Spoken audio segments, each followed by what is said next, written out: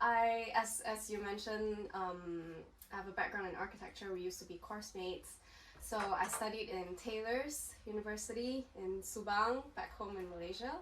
And then after finishing my undergraduate, I came here to London to do my part 2 in University of Greenwich. Right. Yeah, that was my first master's course. And then because I graduated 2020, which is the year the pandemic hit, things weren't going well. So I decided to follow my passion and did a second master's in UCL. It's a master's under Bartlett B Pro, and it's called Masters in Bio-Integrated Design, and for short it's Bio-ID. And essentially it's quite a young course. It's been going on for maybe 4 years-ish. I'm the 3rd batch. And it's just an amazing course where they merged the architecture school with their bioengineering school together to form this course that is both design based and also science based. Yeah. So what we studied there is super interdisciplinary, where we would gather scientific data from growing biological organisms, learning from that data, and then using that to design either products or systems or architecture or spaces, etc. When you talk about bioengineering merged with architecture, what would be the outcome usually from your process? What were you researching about? So mainly when we talk about biointegrated design, people would think about sustainable design green wall, green roofs.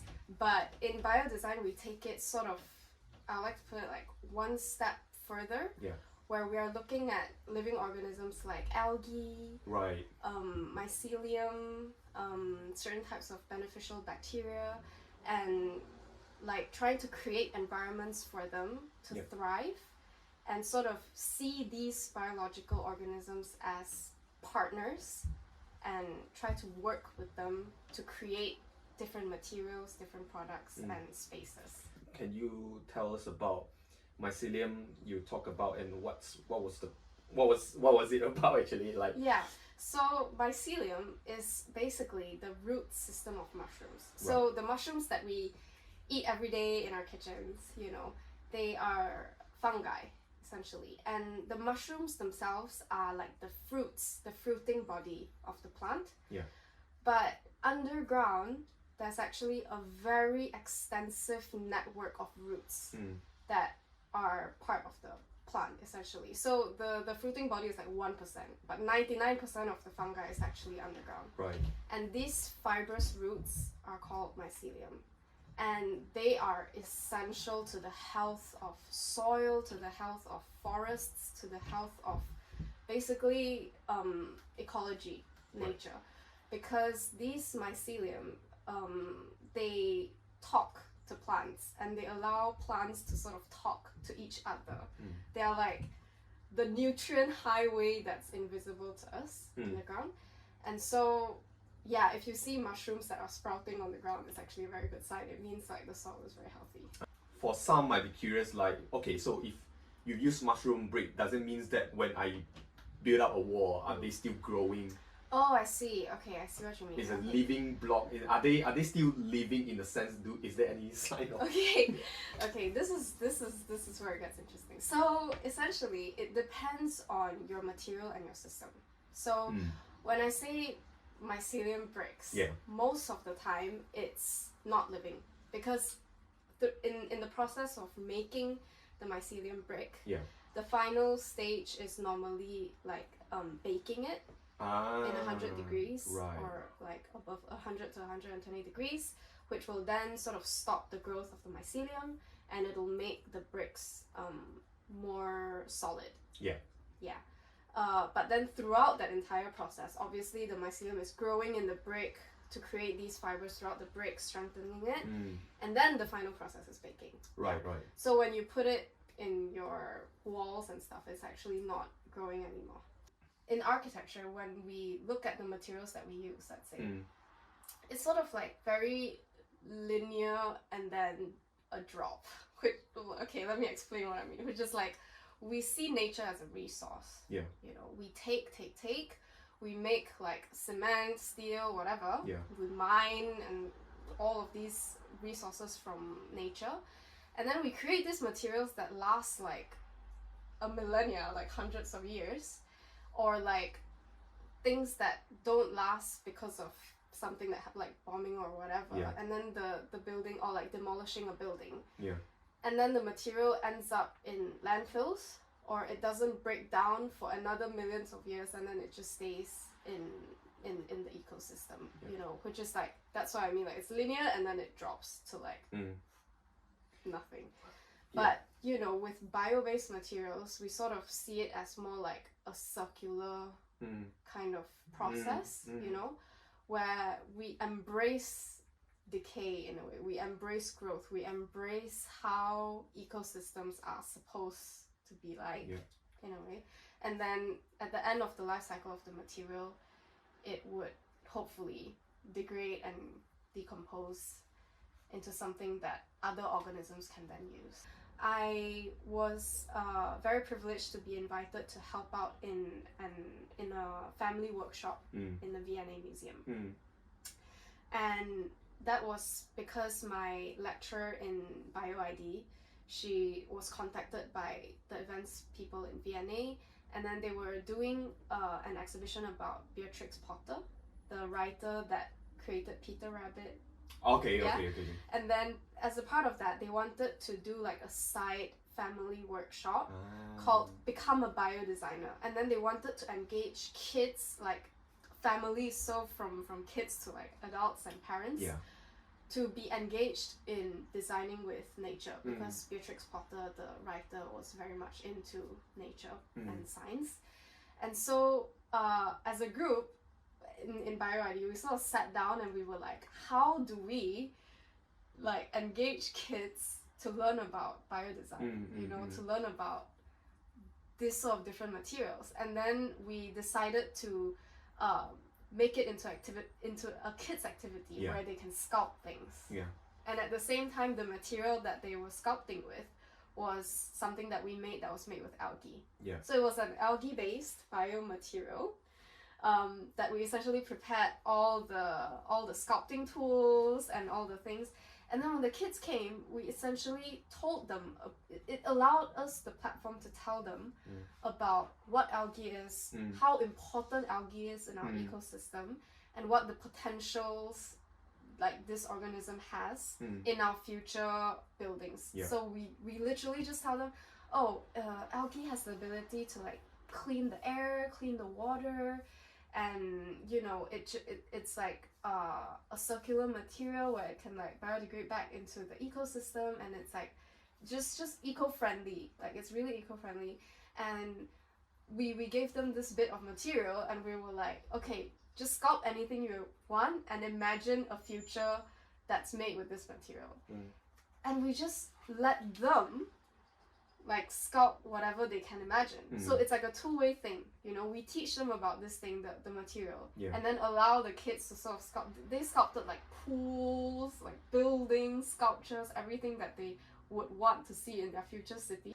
Resilience, well, I guess the textbook definition is sort of how well something can bounce back to its original state after going through an extreme situation, right? Like how tahan laksa something or the thing is, right?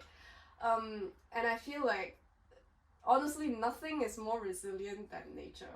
You know what I mean? Billions and billions of years of evolution, like how many times they've been like nature as an ecosystem has been brought down to the brink of nothing, and then how it rise back up after, like because of evolution. It's just like, you know, nothing is more resilient than nature. And I feel like resilience in architecture, we really have to embrace like a different way of designing to work with nature.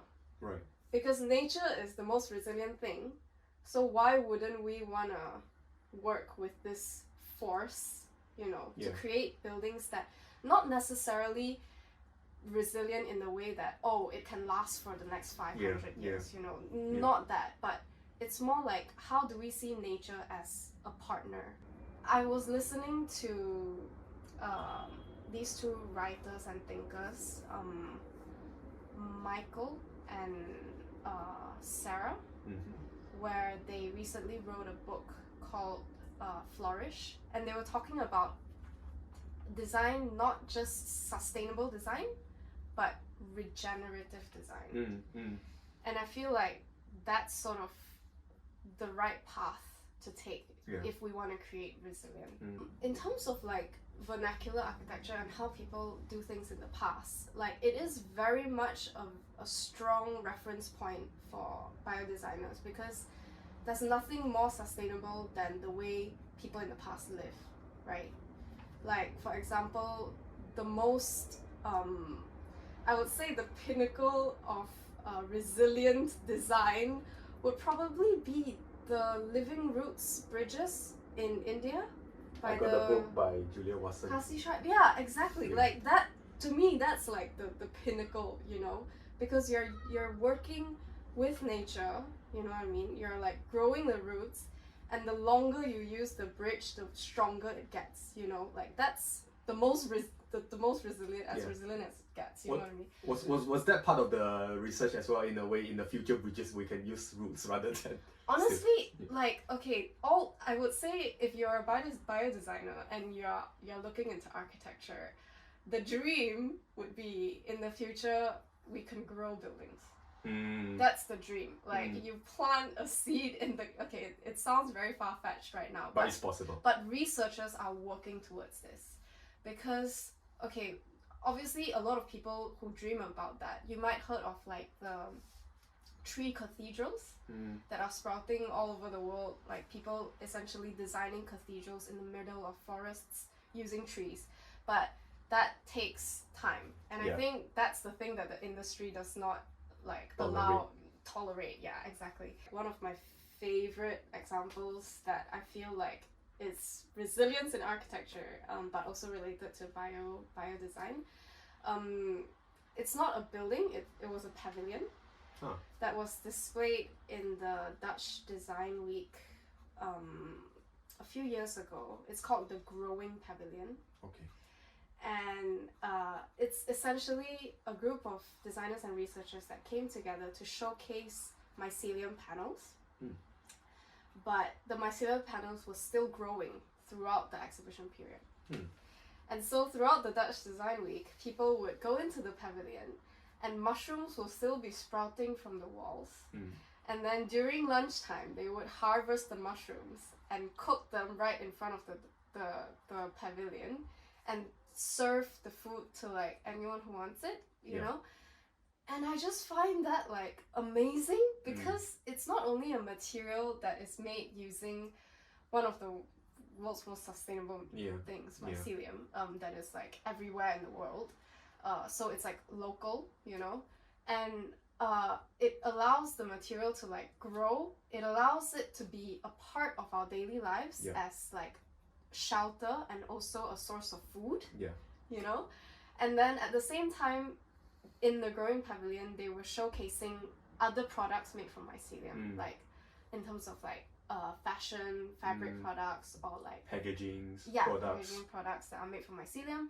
And then, so that was the panels. And then the floor itself was made from a biomaterial that's made with cattail. Do you know the plant? The cattail plant? I thought it's a legit cat's tail. No. It's like the cattail plant. It looks like serai. Yeah. Exactly. It's like the material that's made from cattail. And then the benches outside was made with like rice grain kind of material, if I'm not mistaken. So it's kind of like, it's like a very beautiful pavilion that is temporary, like a temporary structure, but I feel like really showcases how beautiful all these bio-based materials can be. And then you know that at the end of this, if they dismantle it, it can just all go back biodegradable, biocompostable. I would definitely love to collaborate with anyone that is interested in like bio-based materials. My plan is probably next year I will start something of my own. You can follow me on Instagram or LinkedIn. Yeah. I'll hopefully post new updates throughout this period leading towards next year, and then just keep the faith, everyone. Any snippets from your plan? Like, would you actually do more research or explore more about the mushroom, or any something? Yeah, I would really love to explore like different types of bio-based materials and its application in architecture, because I feel like right now it's very hard to break into the construction industry. Like, there are a lot of products that are dealing with like interior for now. Like, if you check out Atelier Luma, based in France, they did this really beautiful algal tiles, different hues of algae from red to green algae. That's recently used in Frank Gehry's tower, Arles Tower. The one in France. The one in France, yeah. So the interior was clad in these algal tiles, and also panels made from like sunflower waste. Yeah, from the sunflower plant, from agricultural waste. Right. So yeah, in towards architecture, a lot of it is interior products, and then fashion is very fast paced, so it's quite like up and coming in fashion, and like other products like bags and purses and stuff like that. But I really want to see how we can take this one step further in architecture to make like structures that are bio-based. Like, for example, maybe integrating bamboo, but using bamboo as like a core structure, and then collaborating with people that makes like the other parts of the system, so that the entire system is sort of bio-based in a way. But yeah, it'll need a lot of collaboration to make that happen.